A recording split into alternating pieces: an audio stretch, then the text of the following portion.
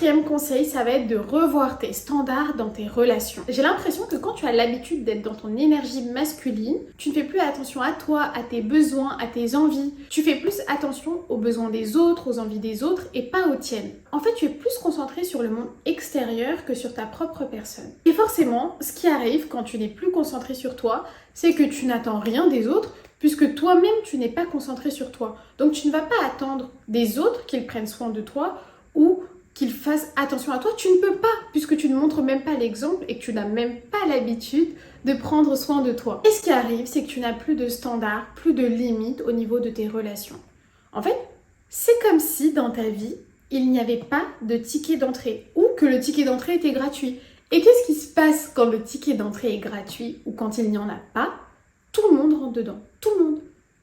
Et en général, ce ne sont pas toujours les meilleures personnes qui arrivent en premier. Ce qui va se passer, c'est que tu vas être entouré de personnes qui sont malveillantes, profiteuses. Et ce que toi tu veux, c'est te remettre sur ton énergie féminine. Pouvoir avoir plus de sérénité, être dans le lâcher-prise, pouvoir recevoir des autres, donner de l'amour aux autres.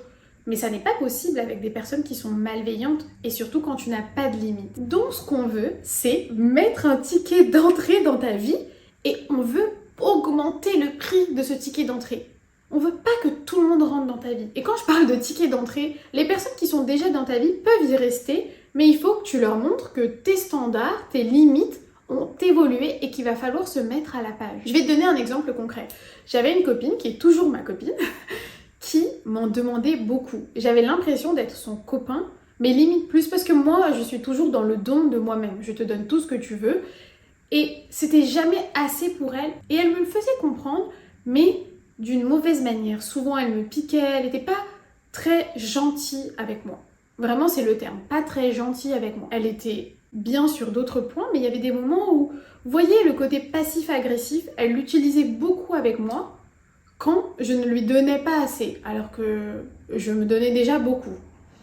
Et à un moment donné, je me suis dit, quand même, Imali, je pense que tu es une personne quand même gentille, pas une personne malveillante, tu as le droit à un minimum de respect, et toi aussi tu as le droit de prendre soin de toi et de pas toujours être là pour les autres. Et ce que j'ai fait, c'est que avant, quand elle me faisait des petits pics, je rappliquais tout de suite, je faisais tout ce qu'elle me disait. Et ce que j'ai fait, c'est que j'ai juste ignorer les pics.